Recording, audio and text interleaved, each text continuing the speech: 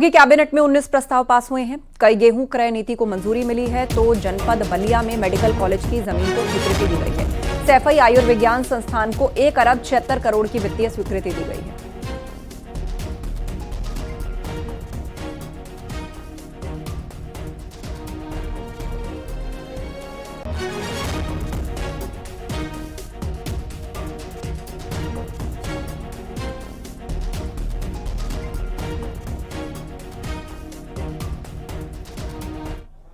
सत्रह 3/25 से 15/6/25 तक लगभग 6500 क्रय केंद्र स्थापित किए जाएंगे। 25-26 में का ये समर्थन मूल्य घोषित किया गया है। 2425 रुपए प्रति क्विंटल।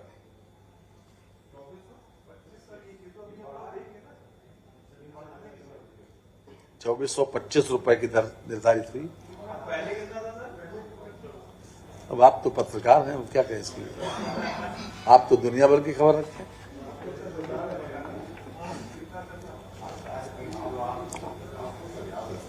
ऐसा है। इसके अलावा जनपद हरदोई की तहसील सदर परगना गोपामुख के ग्राम दही में महर्षि दधीची कुंड के आसपास पर्यटन विकास हेतु बंजर श्रेणी की शासकीय भूमि क्षेत्रफल 0.850 हेक्टेयर पर्यटन विभाग को निःशुल्क हस्तांतरित किए जाने पर भी मंत्रिपरिषद की आज सहमति मिल गई है। सदन में विपक्ष के हंगामे पर बीजेपी अध्यक्ष जेपी नड्डा ने विपक्ष को लताड़ लगाई। उन्होंने विपक्ष पर गैर जिम्मेदाराना रवैया अपनाने का आरोप लगाया। जेपी नड्डा ने मांग की कि विपक्ष का एक रिफ्रेशर कोर्स उसको करवाना चाहिए ताकि ये नियम कायदे सीख सके। नियम होते हैं, कुछ कानून होते हैं जिसके तहत बहस होती है। अगले 10 दिनों तक अभी बजट के हर सब्जेक्ट पर डिस्कस होनी है। हम लोग डिस्कशन के लिए तैयार हैं। उसमें सबको बहुत मौका मिलने वाला है। इनकी समय संख्या के साथ जितना भी मौका मिलेगा इनको मिलेगा। There is a provision of short duration discussion, there is a provision of long duration discussion. ये नियम पढ़ते नहीं। I have been the leader of the BJP in Himachal Pradesh in the Vidhan Sabha as an opposition, and during their regime I have got the best legislature award also. कानून तो पढ़ना सीखो, चर्चा करना तो सीखो। ये गैर जिम्मेदाराना व्यवहार है विपक्ष का, और ये भारतीय संविधान, भारतीय संसद को एक तरीके से देश के सामने इस इंस्टीट्यूशन को मेलाइन करने का तरीका है। मैं चाहूंगा इंक्लूडिंग लीडर ऑफ ऑपोजिशन, इनका एक रिफ्रेशर कोर्स कराया जाए। They should go for a refresher course. They should understand the rules and the regulations, and they should come, and the government is ready to discuss anything.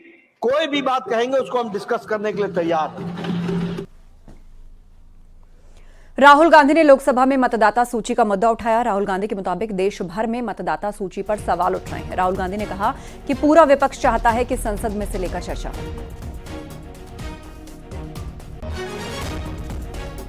Voter list क्या सरकार बनाती है? मैंने नहीं बोला। नहीं, आपने बोला क्या, और आपने सही बोला कि सरकार वोटर लिस्ट नहीं बनाती है। मगर पूरे देश में वोटर लिस्ट पर सवाल उठ रहे हैं। हर स्टेट में, हर ऑपोजिशन के स्टेट में और महाराष्ट्र में black and white voter list पे सवाल उठे हैं। तो पूरा ऑपोजिशन